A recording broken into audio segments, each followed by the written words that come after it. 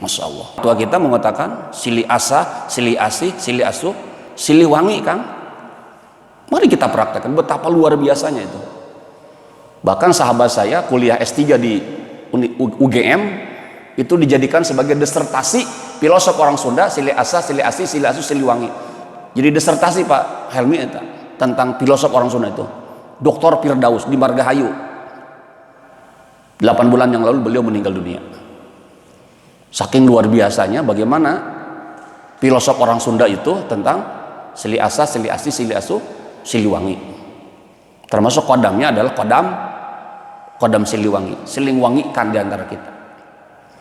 Sederhana saja, kalau kita hidup ingin mulia, muliakan saudara kita, guru-guru kita, tetangga-tetangga kita, jamin hidup kita mulia gitu. Tidak harus gila hormat, orang harus menghormati kita, kita kembali kepada introspeksi diri kita aja kan gitu. Ini saya, kalau saya tidak ngomong seperti itu berarti fasikun, termasuk kategori orang fasik. Apa kok dia orang fasik? Orang fasik itu jangankan masuk surga, mencium baunya surga saja, no, tidak mungkin. Jadi saya mudah-mudahan tidak termasuk kategori orang fasik dan ingin mengingatkan, mari diantar kita tawasau bil haq, tawasau bis sabr. Saling mengingatkan dalam kebaikan, saling berwasiat dalam kesabaran. Jangan sampai terjadi lagi diantara kita. Bahasa preman tema, memeh saya paeh lah gitunya. Saya ingin berwasiat gitu kan. Mari kita saling muliakan di antara kita kan gitu, dengan kalimat-kalimat yang sangat tidak edukasi, tidak etis lah gitu. Ya Allah, ketika mencucurkan air mata saya ketika beberapa hari yang lalu ada di kelompok DKM, bahasa-bahasa binatang keluar segala macam, nauzubillah min dzalik. Jadi itu adalah kelompok zalimun li nafsih ya. Punya mata dipakai maksiat, punya mulut dipakai mencaci maki gitu ya. Punya kekuasaan dipakai untuk menindas rakyat. Punya kekuasaan dipakai untuk membantai umat Islam hari ini kan gitu. Ini kelompok orang-orang yang telah mendolimi dirinya sendiri kan gitu. Nauzubillah min dzalik. Jadi ketika ada orang-orang kulit hitam beberapa bulan yang lalu itu terbunuh oleh polisi di Amerika itu kan berapa? Jutaan orang-orang Amerika datang ke jalan, bahkan terjadi perampokan kan gitu. Mall, toko-toko dijarah oleh orang-orang rakyat Amerika hari ini. Dan tidak tanggung-tanggung di kita adalah rekor terbesar di dunia. Dan ini pelanggaran HAM tertinggi di dunia. 6 orang di antara saudara-saudara kita dibantai hari ini oleh penguasa yang sangat dolim dan biadab hari ini kan. Jadi kenapa ngomong gini ya, termasuk orang-orang fasik lah ya gitu. Makanya berulang-ulang kali saya mengatakan al-mu'minu lil mu'min bunyan yashuddu ba'du ba'dun istaqa'udun tada'a sa'ira jasadi bisyarri wal huma. Saudara kita dibantai, masa diajak berdoa saja Pak Edinya alim gitu, Masya Allah. Itu jelma lain diulang kan gitu ya. Wazahidu bi amwalihim wa anfusihim. Berjihadlah dengan hartamu dan dengan jiwa ragamu. Dengan harta tidak, dengan jiwa ragamu tidak. Piraku tengah doa-doa acan untuk keselamatan dan kebaikan bangsa dan negara ini kan gitu. Salah satu diantaranya kita berdoa di sini kan gitu. Itu yang pertama adalah kelompok zalimun li nafsih. Yang kedua kata Al-Quran ada kelompok muktasid. Kelompok muktasid ini adalah kelompok pertengahan. Innal insana khuliqa halu'a. Manusia dilahirkan dalam keadaan keluh kesah. Ketika banyak uang, dia bersyukur. Ketika diudi paceklik, dia cemberut, dia aral subaha kepada Allah Subhanahu wa taala. Bahasa kasarnya manusia dilahirkan dalam keadaan edan dan eling. Banyak edannya ketimbang elingnya, itulah manusia. Edan eling. Hari ini rajin, belum tentu besok. Besok rajin, belum tentu. Ini kelompok muktasid. Ya. Kemudian para sahabat bertanya, ya Rasulullah, bagaimana nasib kelompok muktasid ini ya di akhirat kelak?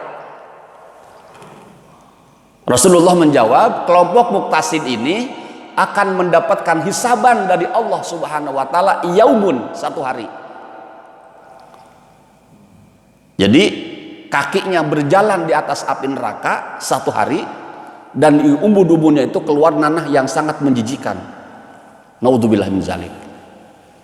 Yaumun inda robbi ka'alfis sanatin mimma ta'udun. 1 hari akhirat sama dengan tinggal 1000 tahun di dunia ini. Jangankan 1 hari Pak Hendriknya, 1/10 hari saja tidak akan sanggup di antara kita. Berarti berapa? 100 tahun kita berada di dalam neraka. Ini sebanding dengan dakwahnya Nabi Nuh alaihissalam, alfina sanatan illa khamsina, 1000 tahun dikurangi 50 tahun, berarti 950 tahun. Itu siksa yang paling enteng yang akan kita dapatkan di akhirat kelak. Yaumun inda rabbika alfis sanatin mimma ta'udun. Kelompok muqtasid ini akan dihisab oleh Allah Subhanahu wa taala, sedangkan hisaban yang enteng adalah tadi dia berada di dalam neraka lamanya 1 hari. Tetapi 1 harinya ditarik ke hari-hari dunia, berarti sebanding dengan 1000 tahun kita berada di dunia ini. Ini luar biasanya, Masya Allah. Makanya surat Fussilat yang saya baca tadi, dalam surat Fussilat ayat ke-29, wa qala alladhina kafaru rabbana arinal ladzaini adallana minal jinni wal insi naj'alhuma tahta aqdamina liyakuna minal asfalin. Berucaplah orang-orang kafir, wa qala alladhina kafaru, dan berucaplah orang-orang kafir, Rabbana, wahai Tuhan kami, arinal ladzaina, perlihatkanlah kepada kami 2 golongan makhluk di antara makhluk dari golongan jin dan manusia. Laqad adallana, setan dari golongan jin dan manusia itulah yang telah menyesatkan kami. Minal jinni wal insi, naz'alhuma, akan kami jadikan 2 golongan dari kelompok jin dan manusia tadi, tahta aqdamina, di bawah telapak kaki kami, kata orang-orang kafir, liyakuna minal asfalin, bahkan akan kami simpan di bawah, di tempat yang paling hina dina. Kenapa itu? Keputusasaan orang-orang kafir. Di antaranya adalah, kenapa saya sampai berani membunuh saudara-saudara kami yang tidak berdosa itu? Dikokocehkan dalam neraka nanti itu. Rabbana arinal ladzaini adallana minal jinni wal insi naj'alhuma tahta aqdamina liyakuna minal asfalin. Maka dalam Al-Qur'an, wala ta'asu mir rauhillah innahu la ya'asu illal qaumul kafirin. Janganlah kau berputus asa dari rahmat Allah, sesungguhnya yang memiliki putus asa itu hanyalah orang-orang kafir, karena orang kafir khalidina fiha abada, berada di neraka jahanam untuk selama-lamanya, ada awalnya dan tidak ada akhirnya. Itulah keputusasaan. Kan kalau kita tidak ngaji tidak tahu. Ternyata dosa putus asa itu adalah dosa yang sangat besar, sebanding dengan dosanya orang-orang kafir gitu kan. Hanya orang-orang kafir lah yang putus asa. Putus asa dari apa? Putus asa dari rahmat Allah Subhanahu wa taala. Karena apa? Khalidina fiha abada, karena dia berada di neraka untuk selama-lamanya. Maka itu disebut dengan ayat frustasi. Wa qala alladziina kafaru rabbana arinal ladzaini adallana minal jinni wal insi naj'alhuma tahta aqdamina liyakuna minal asfalin.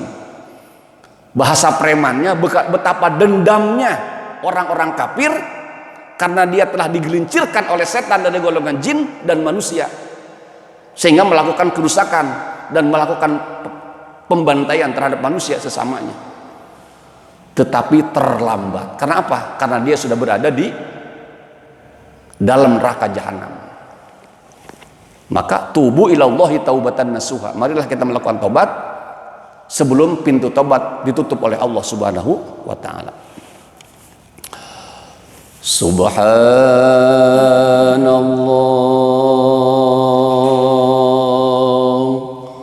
walhamdulillah wa la ilaha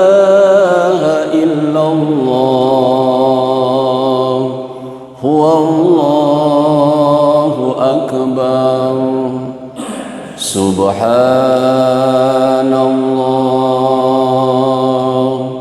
walhamdulillah wa la ilaha illallah wallahu akbar. Subhanallah walhamdulillah wa la ilaha illallah wallahu akbar. Subhanallah walhamdulillah wa la ilaha illallah wallahu akbar. Ya Sayyidi ya Rasulullah ya Sayyidi ya Rasulullah ya Sayyidi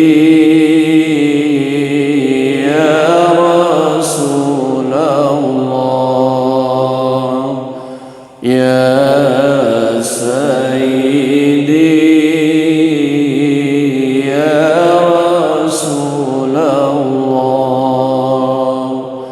ya Sayyidi ya Rasulullah ya Sayyidi ya Rasulullah ya Sayyidi ya Rasulullah.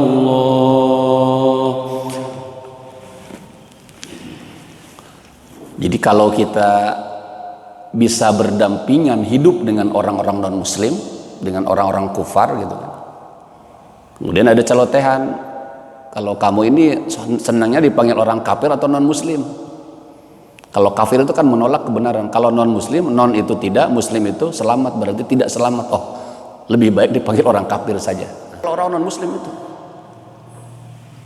Karena kita apa? Karena kita sebagai Islam rahmatan lil alamin, bukan Islam laknatan lil alamin, rahmat kita ya? Maka kita mesti tadabur tentang ayat-ayat qauliyah maupun kauniyah dari surat An-Nahl, surat lebah. Lebah itu hinggap di ranting terkecil pun tidak akan patah ya. Minumannya bunga yang indah itu, keluar dari lebah adalah madu. Itulah orang-orang muslim, kapanpun dimanapun selalu rahmat baginya, percis seperti lebah. Tetapi juga ada karakter lebah itu. Karakter lebah itu tidak pernah mencari musuh, tetapi tidak pernah takut berhadapan dengan musuh. Kalau bahasa premannya, lu jual gue beli lah, kurang lebih seperti itu. Jadi Islam bukan negara, bukan bukan agama pengecut. Asyidda'u 'alal kufar, ruhama'u bainahum. Tegas kepada orang kafir, ruhama'u bainahum, dan kasih sayang di antara mereka. Jadi mohon maaf, ini banyak orang gila hari ini menerjemahkan Habib Rizik itu seolah-olah dakwah yang sangat keras dan radikal gitu kan. Padahal menurut saya tidak keras, tetapi tegas. Kayak Agim, lembut kan gitu ya. Berarti itu mah amal ma'ruf saja. Ustadz Arifin Ilham, lembut, amal ma'ruf saja. Tapi harus ada nahi munkarnya. Siapa? Umar bin Khattabnya harus ada. Jadi pertama kali ketika Umar bin Khattab sedang memimpin perang pada waktu itu, ada berita bahwa Rasulullah Muhammad telah wafat. Saking cintanya kepada Rasulullah, siapa yang mengatakan Rasulullah telah wafat, maka akan aku sabet dengan pedangku itu, kata siapa? Kata Umar bin Khattab. Lalu tampillah Abu Bakar Siddiq yang sangat bijaksana. Ya ma'asyaral muslimin, barang siapa yang menyembah Muhammad, hari ini Muhammad telah kembali kepada Allah Subhanahu wa taala, telah mati, telah wafat. Barang siapa yang menyembah Allah, innallaha hayyun la yamut, Allah senantiasa hidup dan sekali-kali tidak pernah akan mati. Maka salah satu di antara ayat yang saya senang bacanya itu adalah akhir dari surat Al-Kahfi. Ini ada Pak Helmi Kahfi ini. Qul innama ana basyarum mislukum yuha ilayya annama ilahukum ilahun wahid faman kana yarju liqa'a rabbih falya'mal amalan salihan ولا يشرك بعبادة ربه أحدا فمن كان يرجو لقاء ربه, siapa saja di antara kita yang ingin bertemu dengan Robnya, nggak kuat pak saya, falya'mal amalan solihan, maka dia wajib mengerjakan amal soleh. Mudah-mudahan ini ada salah satu amal soleh ketika kita mempersiapkan diri bertemu dengan Allah Subhanahu wa taala, Tuhan dan Raja di atas raja,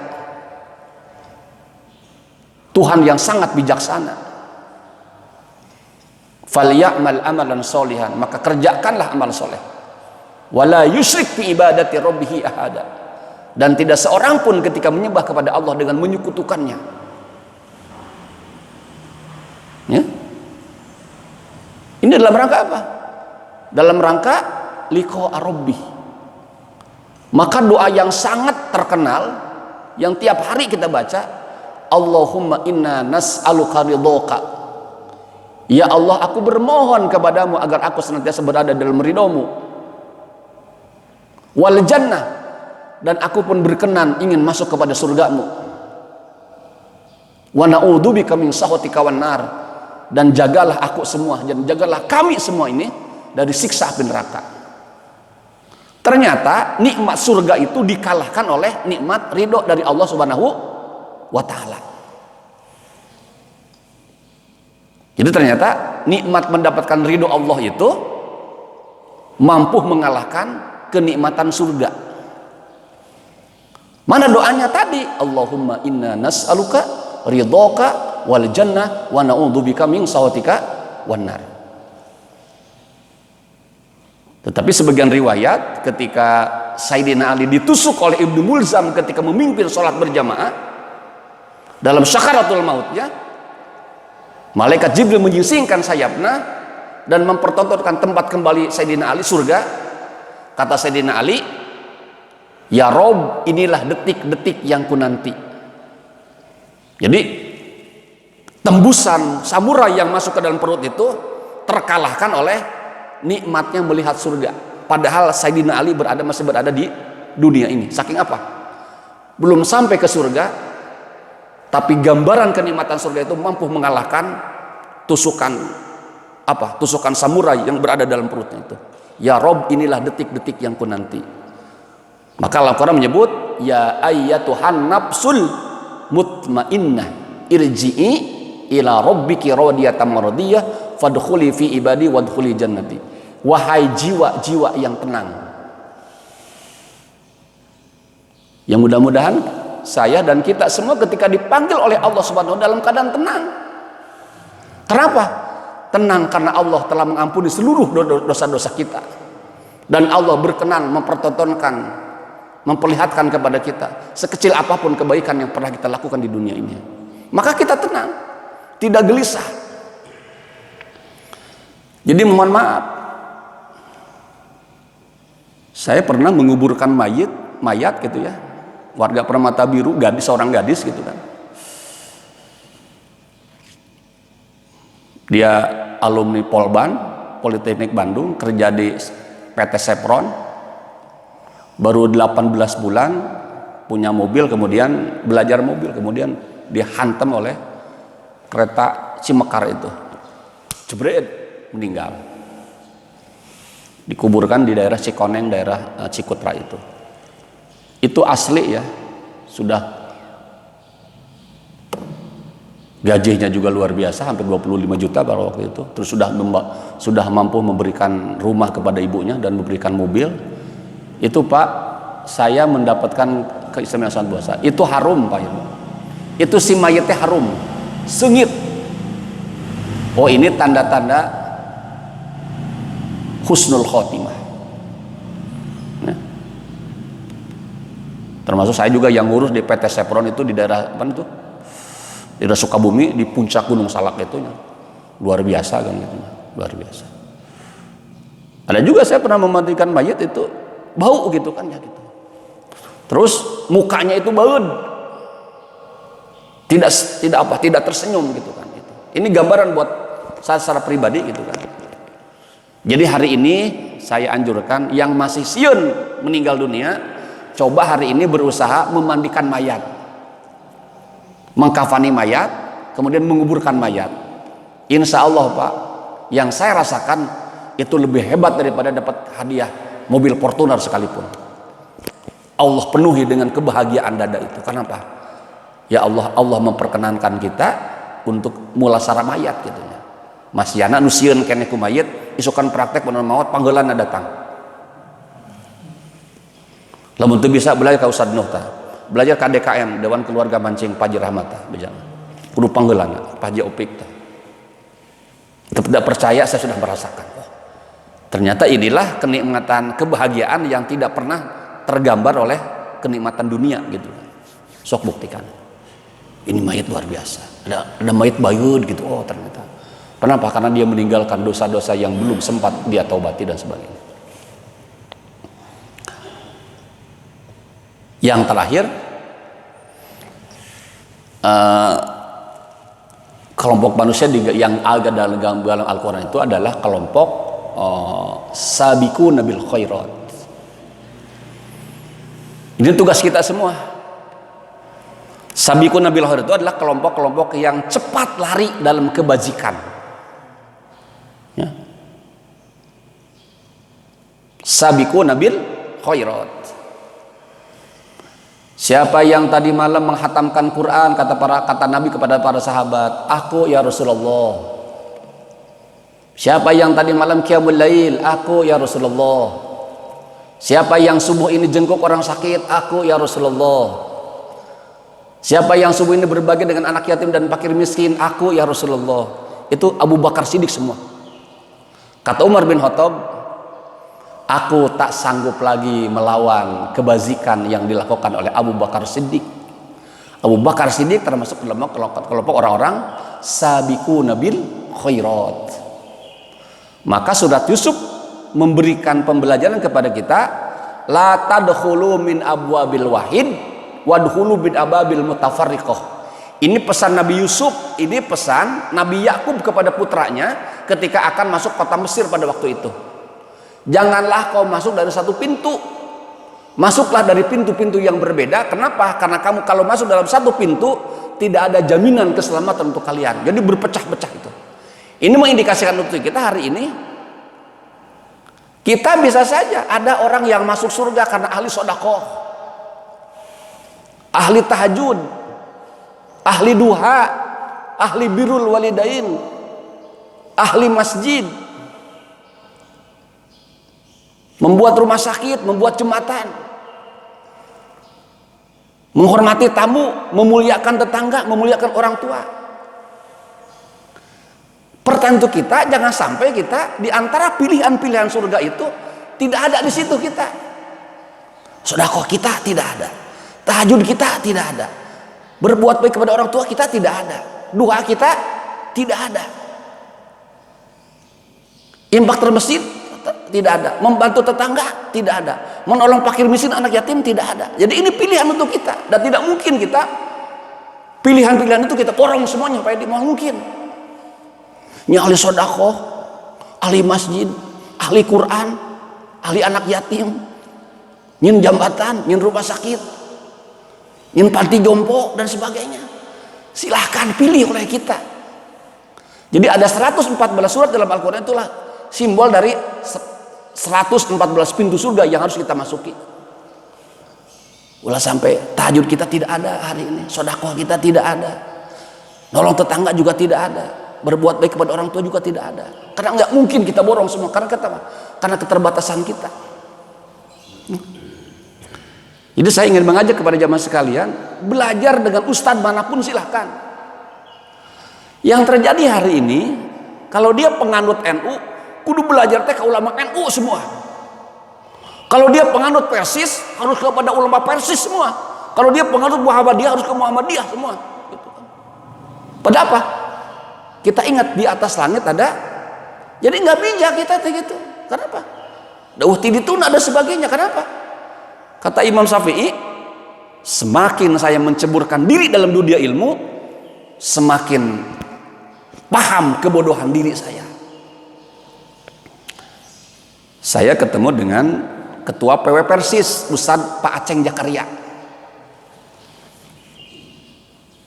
Nasihat beliau kepada murid-muridnya itu, jang macul sing alus, ulah boga tujuan dengan belut, ulah tujuan dengan gurame, ulah tujuan dengan lauk kunaon, besi ruksak galangan sawah. Berdakwalah sebaik-baiknya, bukan tujuan untuk mencari isi angpau, mencari amplop gitu kan, mencari bayaran.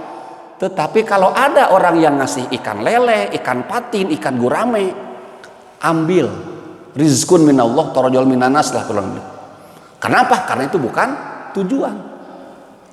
Wa ma tas'aluhum min azrin in huwa illa zikrun lil alamin. Janganlah kau meminta upah terhadap seruan dakwahmu kepada umat manusia, karena itu adalah seruan untuk sekalian alam. Direnungi ke saya gitu kan. Kemudian bergulu lagi kepada tokoh-tokoh Muhammadiyah gitu kan,